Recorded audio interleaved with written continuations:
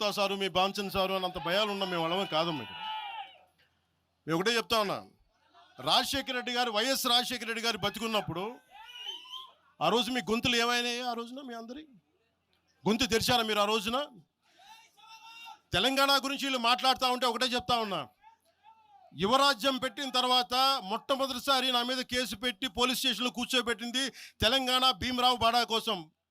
దానికోసం తెలంగాణ మీద మొదటి కేసు నాకు తెలంగాణలోనే పడింది.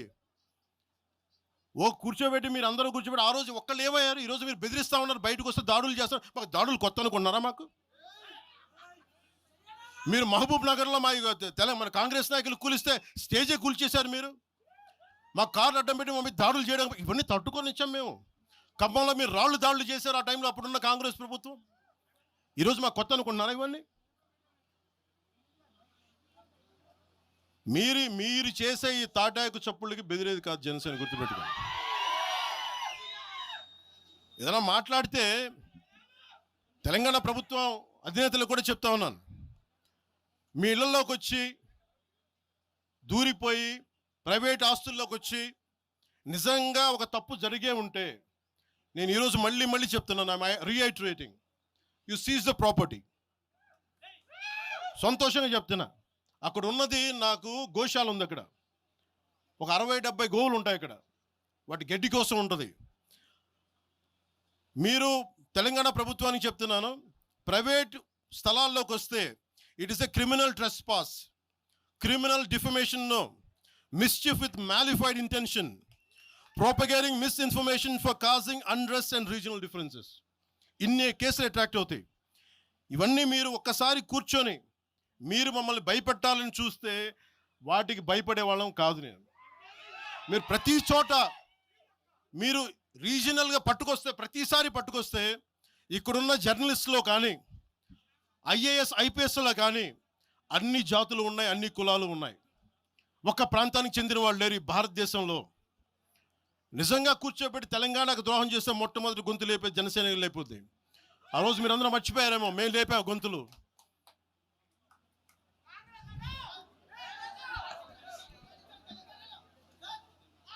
కాంగ్రెస్ హటావ్ దేశ్ బచావ్ అని అంటానికి ఈరోజు ఇందాక మీరు చెప్పినానికి చెప్తున్నా. కాంగ్రెస్ నాయకులు మాట్లాడుతున్నారు కొంతమంది, అందరం చెప్పట్లా.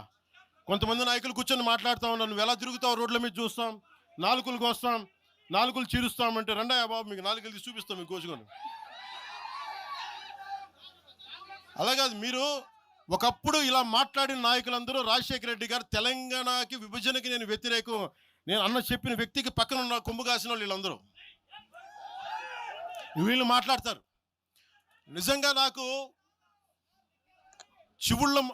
చివుళ్ళ మల్లికార్జున్, శ్రీశైలం చెంచు పెంటల నుంచి వచ్చినాడు, చెంచు గూడెల నుంచి వచ్చిన కుర్రాడు, 16-17 ఏళ్ళ కుర్రాడు, చివుళ్ళ శివ మల్లికార్జున్, వీళ్ళు వెతుక్కొని వచ్చారు నా కోసం. దేనికి? మాకు యురేనియం మైనింగ్ జరుగుతూ ఉంది అన్నా, నువ్వు వచ్చి ఏదైనా చెప్పన్నా అంటే, ఆ రోజు ఓడిపోయినాను 2019 తర్వాత 2 చోట్ల ఓడిపోయి ఉంటే నా మీద ఏ నమ్మకం పెట్టుకొచ్చాడు. ఎందుకు నేను తెలంగాణ యువతను నమ్ముతానంటే, వాళ్ళకున్న లోపల ఉన్న భావం ఎంత బలమైందంటే మొత్తం ప్రభుత్వానికి కదిపించింది ఒక్క కుర్రోడి భావం. దానికి నేను ప్లాట్ఫామ్ అయ్యాను అంతే. దానికి ప్లాట్ఫామే అయ్యా. వచ్చి కుర్రోడు రోడ్డు మీద కూర్చొని జనసేన ఆఫీస్ ముందు కూర్చుంటే వెళ్ళి మాట్లాడా, ఏం బాబు ఏం కావాలన్నా అంటే, నీకు కూర్చోబెట్టి అన్న మాకు యురేనియం మైనింగ్ జరుగుతుందన్న మా శ్రీశైలంలో చెంచుపెంటల్లో, నువ్వు మాట్లాడన్నా అంటే మొత్తం తీసుకొస్తే ఒక్క మాట మాట్లాడితే ఆ రోజున వి హనుమంతరావు గారు, ఇప్పుడు కాంగ్రెస్ నాయకులు వి హనుమంతరావు గారు, మేము కూర్చొని మాట్లాడితే అఖిల పక్షం ఆ రోజు పిలిచాం. ఏ బలం ఉందని జనసేనకి ఆ రోజున ఓట్లు వస్తాయన్నా? మేము చేసింది తెలంగాణ మీద ప్రేమ, తెలంగాణ మీద ఇష్టం, తెలంగాణ మీద మమకారం.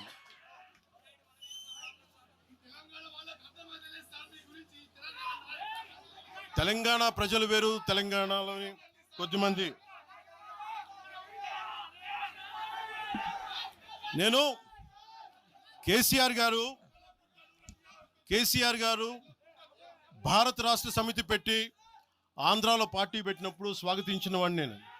ఒక పార్టీ ఎక్కడైనా పెట్టుకోవచ్చు. కేసీఆర్ గారికి మనస్ఫూర్తిగా ఆ రోజున మనకి గుంటూరులో బీఆర్ఎస్ పార్టీ కార్యాలయం పెడితే అంతకుముందు జనసేనలో పనిచేసిన నాయకుల్ని ఆయన ప్రెసిడెంట్గా పెడితే మనస్ఫూర్తిగా స్వాగతించాం.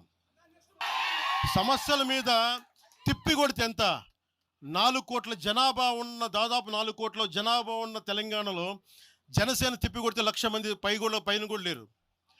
2,000 మంది జన సైనికులతోటి, సాధకులతోటి మేము సభ పెట్టుకుందామంటే మీరు దీనికి పర్మిషన్ ఇవ్వకపోతే మేము ఏం చేస్తాం? మేము దుర్మార్గాలు చేస్తామా? మేము అంటే నాకు ఎలా ఉంటుందంటే, మీరు ఏదైనా మాట్లాడండి, అంటే ఎక్కడ ఇప్పుడు నేను ఒక ఎనలిస్ట్ కూర్చొని నేను మాట్లాడింది వేరు, నువ్వు అమిత్ షా గారిని మాట్లాడితే నేను దాని గురించి ప్రస్తావిస్తే దీంట్లో ప్రాంతీయత ఎక్కడుంది? దీంట్లో తెలంగాణ నేను ఎప్పుడు అవమానం చేశాను? దీంట్లో కులాలు ఎక్కడ వచ్చినాయి? మీరు తీసుకొచ్చి మీరు తిడతా ఉంటే అంటే నాకు మాకు హక్కు కూడా లేదా? మీ ఇష్టానికి మీరు మాట్లాడితే మేము కనీసం నొచ్చుకునే అభిప్రాయం కూడా మేము చెప్పకూడదా? బాధ కూడా పడకూడదా? అంటే మేము కూర్చోబెట్టి బాంచం ద్వారా అలాగే ద్వారా మీరు ఎలాంటి వాళ్ళని భరించాలా? మేము పీకలు పోయినా పర్లేదు, పీకలు కోసుకుంటా, కానీ భయం అయితే మాకు రాదు.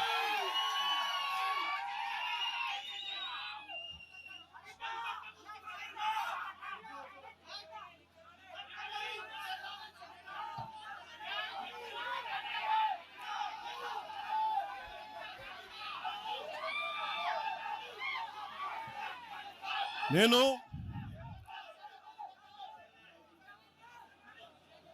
తెలంగాణలో ఆంధ్ర వాళ్ళకి ఏం పని అంటారు? సంతోషం, కరెక్ట్. అది తెలంగాణలో ఆంధ్ర కాంట్రాక్టర్లు ఓకేనా? ఇక్కడ ఆంధ్రాలో తెలంగాణ కాంట్రాక్టర్లకి బాగానే పనిచేస్తున్నారు. అక్కడ తెలంగాణలో ఆంధ్ర కాంట్రాక్టర్లు బాగానే ఉన్నారు. ఎవరినా మీరు బేవకూఫులు చేస్తా ఉన్నారు? మీరు ఎవరిని బేవకూఫులు చేస్తారు? మీరు ప్రజలనేమో మీరు మభ్యపెట్టి, యువత మీరు ప్రజానికం, మీరు తెలంగాణ ప్రజలు ఇది గుర్తించాలి. ఇది వీళ్ళు బాగానే ఉన్నారు, వీళ్ళ అధికారాలు బాగానే ఉన్నాయి, వీళ్ళు బిజినెస్లు బాగానే ఉన్నాయి, వీళ్ళ కాంట్రాక్టులు బాగానే ఉన్నాయి. ఏదైనా మాట్లాడితే నాలాంటి వాడిని కూర్చోబెట్టి భయపడతా ఉంటారు. మీరు ఒక్కసారి చెప్పండి, మీరు నిజంగా వద్దు అనుకుంటే తెలంగాణలో అసెంబ్లీలో ఎవరైతే తిడుతున్నారో మీరు తీర్మానం పెట్టండి. పవన్ కళ్యాణ్ అనేవాడికి ఇక్కడ పర్మిషన్ లేదు, రాకూడదని పెట్టండి పర్మిషన్. సంతోషం నాకు. దాన్ని ఎలా పెడతారు నేను కూడా చూస్తాను. దాన్ని మేము 1,200 మంది ఉద్యమకారులు ఎంతమంది చనిపోయారో నాకు తెలుసు. 12 సంవత్సరాలు 1,200 మంది ఉద్యమకారులు పైగా చనిపోతే వాళ్ళ మీద గౌరవార్థం నేను ఎప్పుడు ఒక్క మాట మాట్లాడాలి తెలంగాణ, ఒక్క మాట. నాకు అంత ఇష్టం నాకు తెలంగాణ. కానీ మీరు కూర్చోబెట్టి నా ప్రేమను కనుక మీరు శంకిస్తే నేను ఇప్పుడు దాకా నిర్ణయించుకోలే. మీరు అంటున్నారు కాబట్టి చెప్తున్నా, తెలంగాణలో జనసేన ఉంటుంది,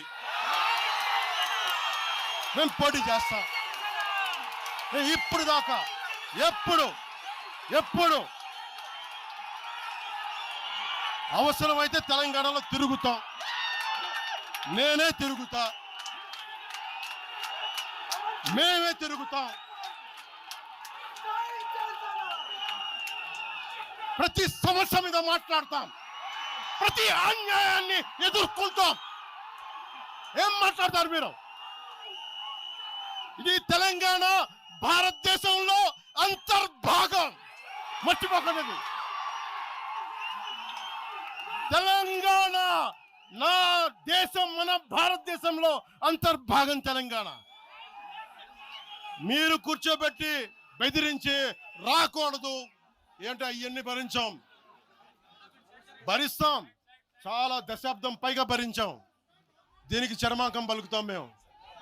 తెలంగాణ ఎవరైతే వ్యతిరేకించారో వాళ్ళందరూ పదవుల్లో కూర్చున్నారు. ఈరోజు కూర్చోబెట్టి తెలంగాణలో ఎవరైతే వ్యతిరేకించారో వాళ్ళు ఎమ్మెల్యేలు అయ్యారు. ఒక్క మాట మాట్లాడలా, కిక్కును మనకుండా కూర్చున్న 12 సంవత్సరాలు. మా నాయకుల్ని పేరు